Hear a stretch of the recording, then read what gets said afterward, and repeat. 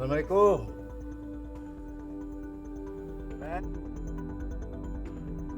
Reni.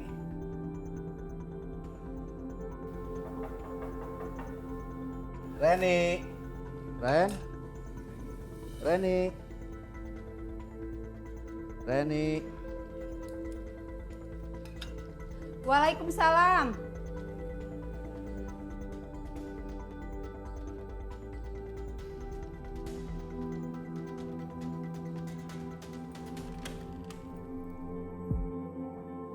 Bapak udah pulang?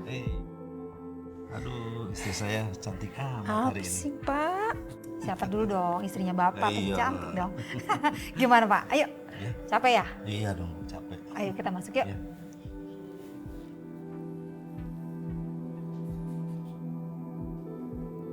Ayo, Pak. Joko Binoto Carito tinggal bersama istri ketiganya bernama Reni alias Tukini yang telah dinikahinya secara siri. Sudah 3 tahun usia pernikahan mereka. Jarang pula terdengar ada percekcokan di antara keduanya.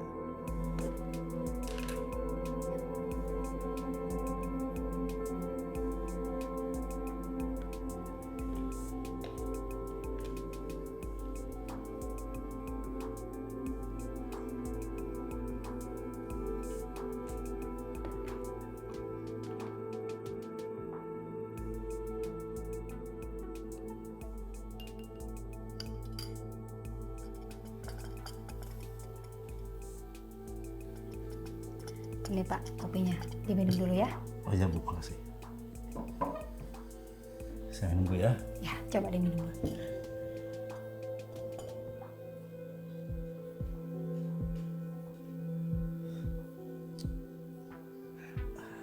Gimana Pak kerjaan hari ini? Alhamdulillah lancar. Kopi buatan Ibu sungguh nikmat sekali. Iya dong. Siapa dulu yang bikin? Iya pasti. Istrinya Bapak Bu. Ibu siapin yang lain dulu ya Pak. Oh iya Bu.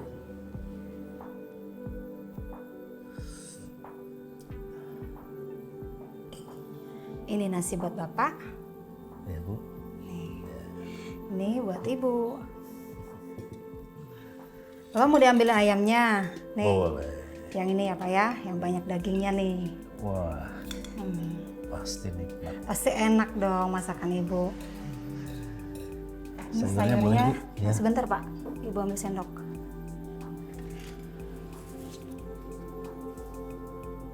Ini sendok sayurnya. Bapak ambil sendiri atau diambil sama Ibu? Bapak sendiri. Joko berumur 46 tahun, sementara Reni menginjak usia 57 tahun. Walau terpaut 11 tahun beda usia, hidup mereka harmonis, layaknya pengantin muda saja.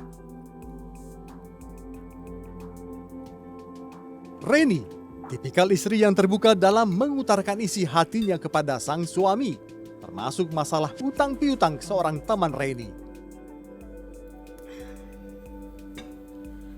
Pak, Ya Bu. Ibu mau cerita sama Bapak. Ibu kalau mau cerita aja Bu. Ibu mau cerita tentang apa? Itu loh Pak, temen Ibu yang namanya Pak Rahman pinjem duit 250 juta. Sampai sekarang belum dipulang-pulangin Pak. Teman kayak gitu harus ditagih Bu. Kalau nggak ditagih, nanti dia malah ngelunjak. Memang di mana sih rumahnya si Fatur Rahman itu? Rumahnya itu di Bandar Lampung Pak. Di kota, di Lampung. Bandar Lampung.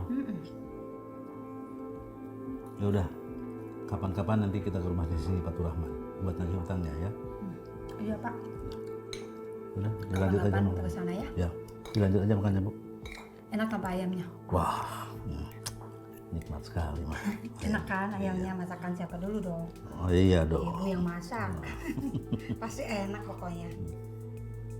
Joko setuju untuk mengantarkan Reni menagih hutang, walau jauh jalan yang harus mereka tempuh.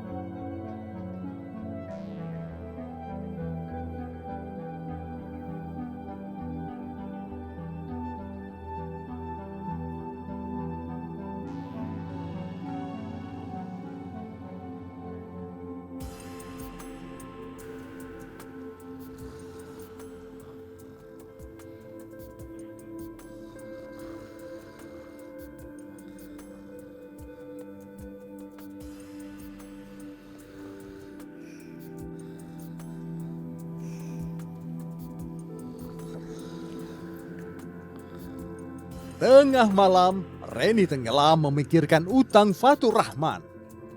Reni tak sabar, berharap utang Fatur Rahman kepadanya segera dibayar. Pak, bangun Pak.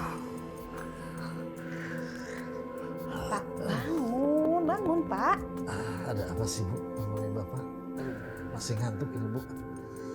Ibu nggak bisa tidur Pak. Dengkuran Bapak itu kenceng banget. Ibu coba tidur lagi malah nggak bisa Pak. Ayo Pak, bangun bentar aja cepetan Bu. Ayo bangun Pak. Bangun bentar, ayo bangun. Pak, Ibu jadi ingat soal Fatur Rahman itu loh Pak. Gimana kalau kita ke Bandar Lampung sekarang? Apa Bu? Ke Bandar Lampung? Iya Pak, sekarang. Kenapa nggak besok saja Bu? Besok kan hari sudah terang. Nggak bisa Pak, sekarang aja. Biar urusannya itu cepat selesai. Kan lumayan uangnya 250 juta loh Pak. Sekarang aja ya.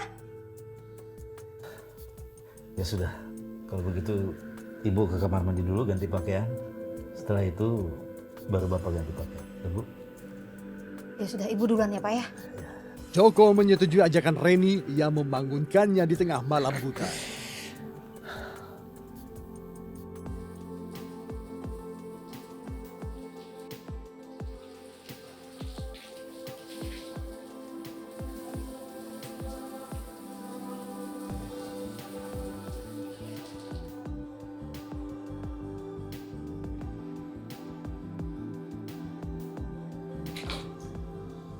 Tak butuh waktu lama bagi Reni bersiap diri untuk pergi.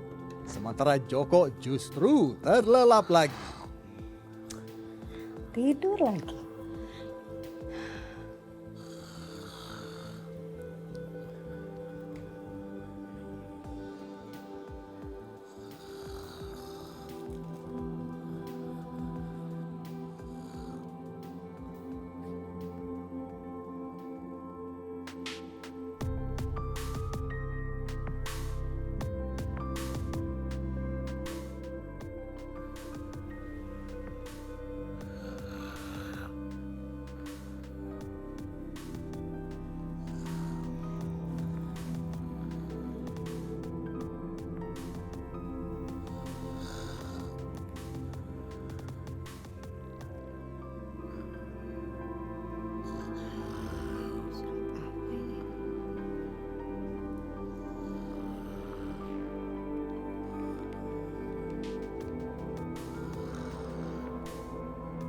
Seketika, Reni dibuat kaget dengan lembaran kertas yang ada di dalam amplop coklat.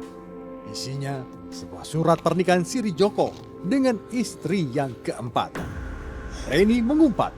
Surat pernyataan nikah siri.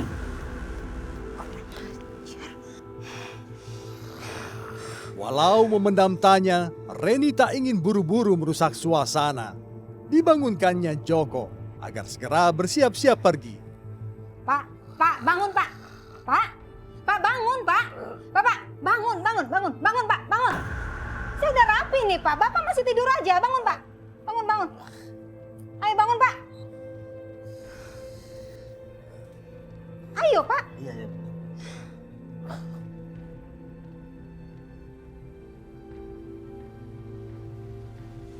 Ayo ke kamar mandi, ayo.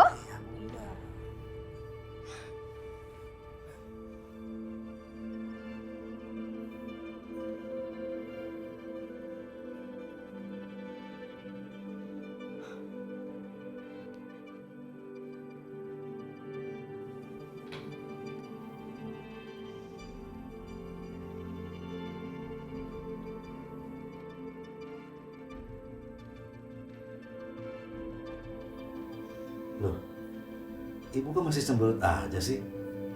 Lihat dong, Bapak kan udah rapi. Yuk kita berangkat.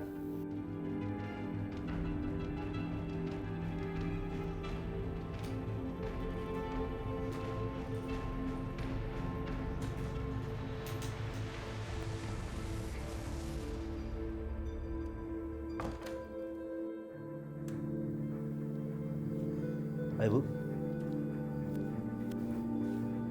Waktu menunjukkan hampir jam 1 dini hari. Reni dan Joko bergegas menuju Bandar Lampung demi menagih utangnya pada Fatur Rahma.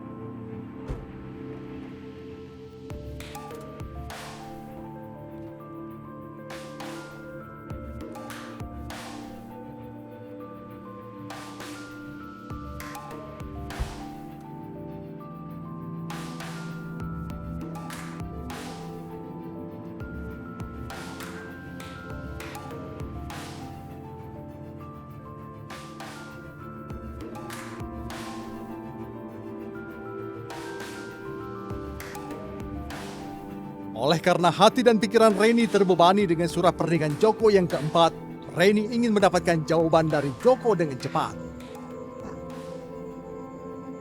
Saya mau nanya sama Bapak. Ibu mau nanya apa? Apa benar Bapak sudah menikah lagi untuk yang keempat kalinya? Ibu kata siapa?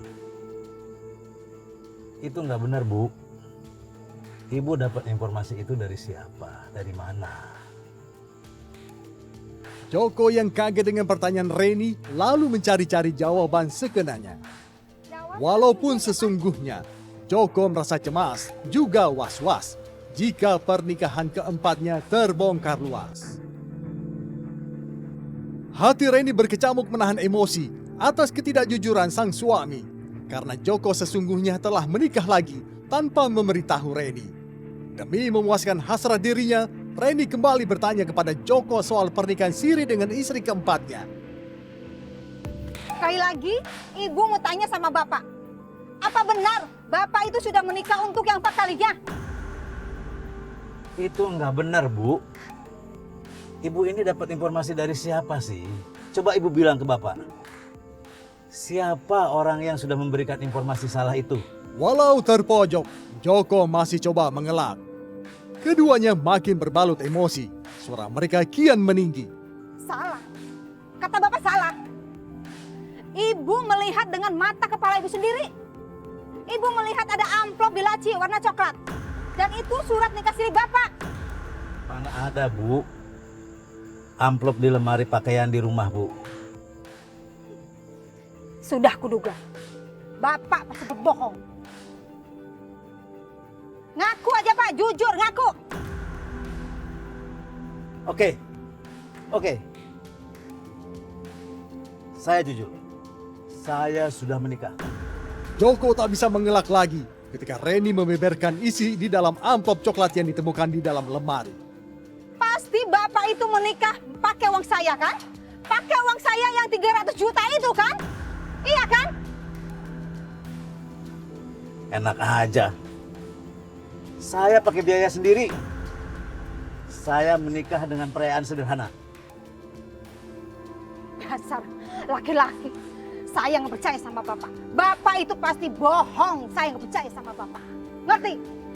Reni tidak percaya jika Joko tidak menggunakan uang 300 juta rupiah miliknya. Lalu Reni meminta Joko menceraikan istri keempatnya. Pokoknya Bapak harus ceraikan dia. Ibu nggak mau tahu. Ibu mau jadi istri ketiga dan terakhir. Bapak harus ceraikan dia. Harus pokoknya. Perjalanan yang tadinya demi menagih hutang diisi dengan penuh pertengkaran yang membuat tegang. Ini nggak mungkin. Bapak nggak bisa menceraikan dia. Karena Bapak baru 5 hari menikah dengan dia. Nggak bisa. Pokoknya Bapak harus ceraikan dia.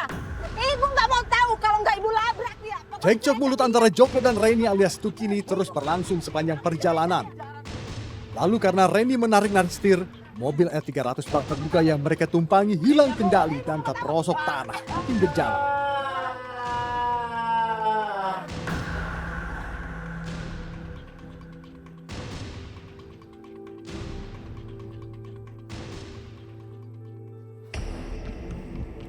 Pokoknya Ibu nggak mau tahu ya Pak.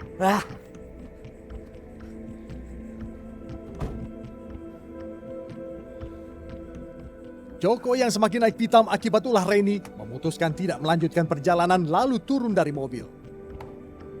Ini semua gara-gara Ibu. Pokoknya saya nggak mau tahu ya. Bapak harus ceraikan dia. Ibu nggak mau tahu, ceraikan dia. Sudah. Pusing saya dengarnya. Pokoknya ibu nggak mau tahu. Bapak harus ceraikan pokoknya. Ah, sudah.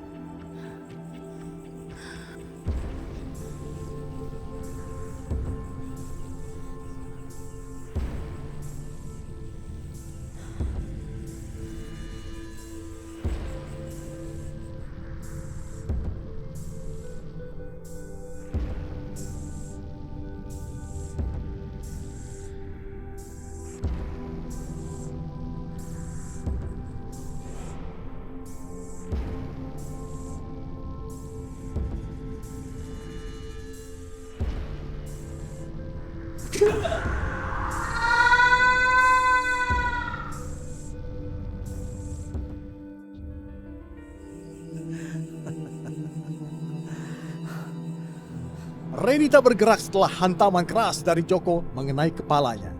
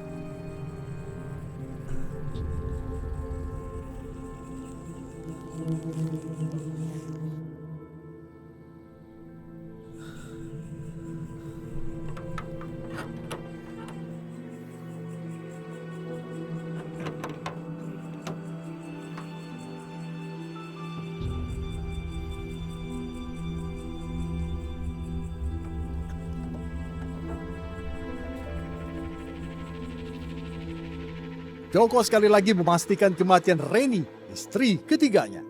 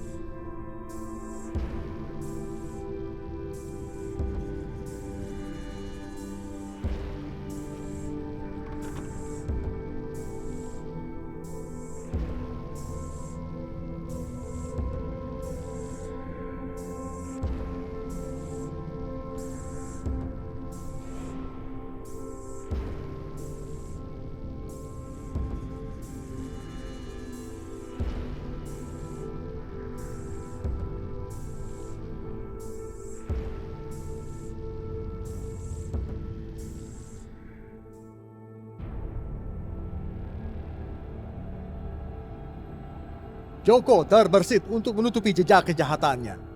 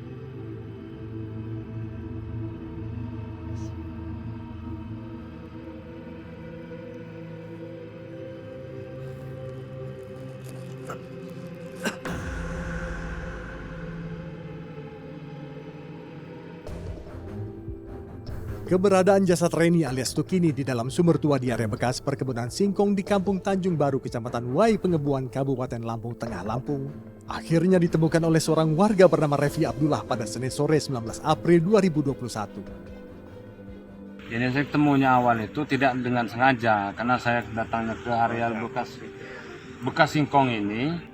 Apakah ada masyarakat lingkungan khususnya daerah sini yang membuang bangkai kambing atau apa dalam sumur ini? Nggak ada. Nah, berarti saya curigaan saya itu ada faktanya, curiganya itu. Saya curiga itu ada jenazah di dalam sumur. Nah, pagi hari Selasa pagi jam 6:30 jam 7 sampai jam 7:30 saya ngajak Pak RT sama masyarakat setempat untuk saksinya. Saya buka terpal di dalam sumur itu untuk meyakinkan bahwa kecurigaan saya itu betul.